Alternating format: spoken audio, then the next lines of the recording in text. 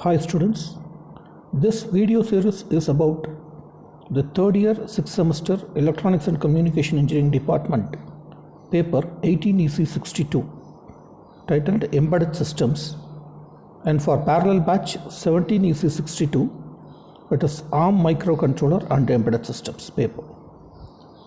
So in this subject we are going to discuss about the microcontroller, especially ARM 32-bit Cortex M3 type of microcontroller, how this microcontroller can be used for different applications, what is the architecture and what is going to be the instruction set for that, and how to program this microcontroller both in assembly language as well as in C language. So this part actually carries about the first two modules, and the third module onwards we will be discussing about what is actually an embedded system. Right? I think you should be knowing the basics of embedded system. Embedded system is again an electronic device which is a combination of a hardware and software, but it is not a general purpose computing device, right? The application of an embedded system is dedicated, right? Only for a specific application we are going to design some embedded controllers. So for example, if we take a laptop, right, so we can do so many calculations or so many activities with the laptop, so it cannot be called as an embedded system. But a controller which is dedicated for one particular application, right, and controller may be a system which is a combination of hardware and software, can be called as an embedded system or embedded microcontrollers, we can say. And ARM microcontrollers are very famous because of their low power consumption and reduced instruction set, right, and very easy to program, and plenty of advantages are there. And this ARM 32-bit microcontroller series we are going to see, and what are the architecture, how we are going to program it, and what are the instruction set for it, what are the different addressing modes, what is the memory size, and all those things of course we are going to see in this series in this lectures, right? To start with, we will just define what is an ARM, right? ARM is a 32-bit reduced instruction set computer, right? So RISC processor. The other one is actually CISC, C-I-S-K, which stands for Complex Instruction Set Computer. But here the ARM is a reduced instruction set computer, instruction set architecture developed by ARM Holdings. And it was named the Advanced RISC Machine, and before that the Acorn RISC Machine, right? So how that name ARM has come, right? So this is actually the definition. And why I have to go for ARM, right? So we have any special features in it. Yes, there are a few, of course, special features are there. The first thing is the greater performance efficiency. So it allows to do more work to be done without increasing the frequency of power requirements. So it is an optimized code, and efficiently it can execute the code with the minimum power, right? The second point is low power consumption. Of course, the enabling the longer battery life, right? Most of the embedded systems will be battery operated, so the power will be only limited amount of power will be available for them. So it provides a longer battery life, and especially in critical in portable products including wireless networking applications. The third one is enhanced determinism, guaranteeing that critical tasks and interrupts are serviced as quickly as possible and in a known number of cycles, right? So whenever there is an exception or whenever there is an interrupt, we can easily say what is going to happen at what time, what will be the response from the controller at what time, after what delay I can get that. So we can determine all those things. So there is an enhanced determinism. Then improved code density. So ensuring that the code fits in even with the smallest memory footprints, right? So with this minimum amount of memory, I can fit in the maximum code. We can say like the number of code, the kilo lines of code in so many KB or so many MB of memory, something like that we can say. Then ease of use, of course easier programmability is there, and the debugging is again very easier for the growing numbers of 8-bit and 16-bit users migrating to 32-bit. Basically this 32-bit microcontroller, and those who have worked with 8-bit or 16-bit, we can easily get into this 32-bit without any problem.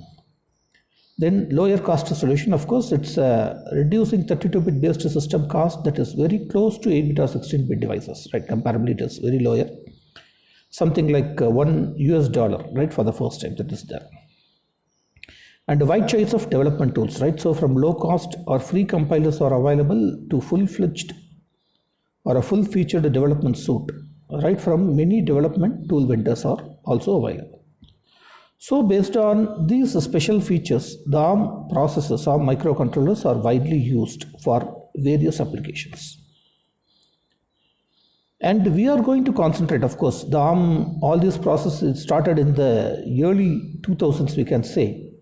And the ARM Cortex M3 came into existence in the year of 2003 or 4, right? So for the almost past 16 years, actually, there are so many improvements in the architecture of ARM, and there are so many versions or variations in the ARM processors.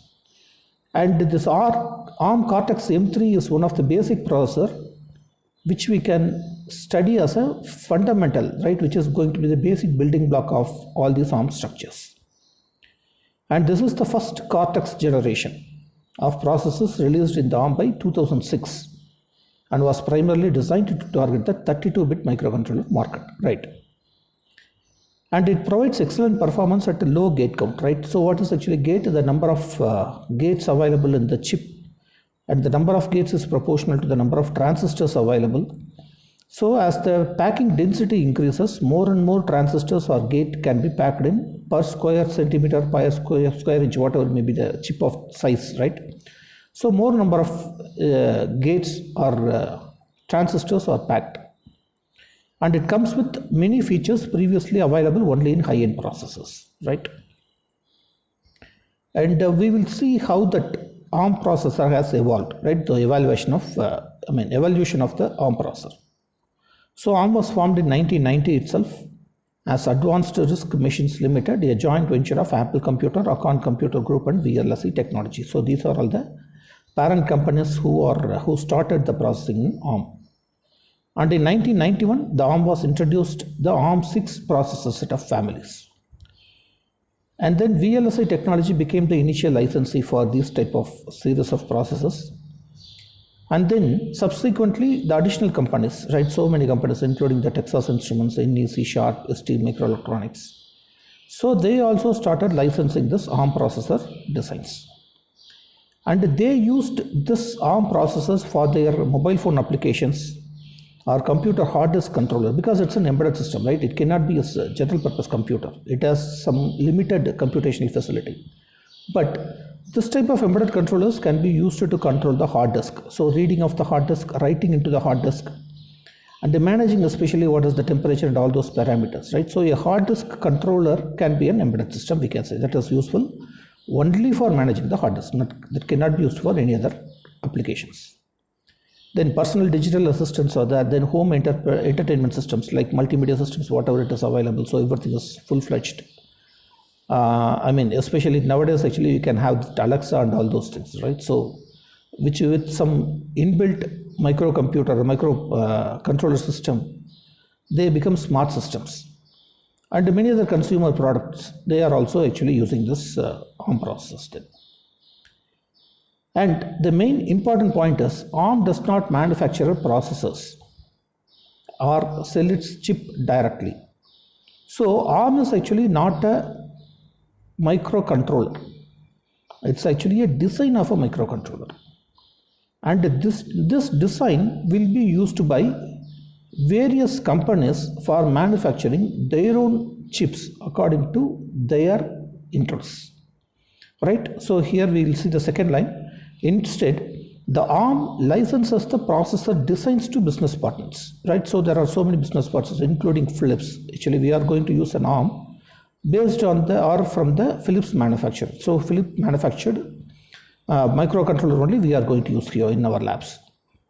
So ARM licenses only the processor design, and the majority of world's leading semiconductor companies take this design and they manufacture their own chip in different numbers or different names. And based on the ARM low cost and power efficient processor designs, these partners create their own processors, microcontrollers, and system on chip designs. So system on chip means a complete system is available in a single chip, we can say, right? That may be some sort of analog data processing, which will consist of digital data processing or hybrid data processing, whatever it is. And this business model is commonly called as an intellectual property licensing. So this design is an intellectual property. So only after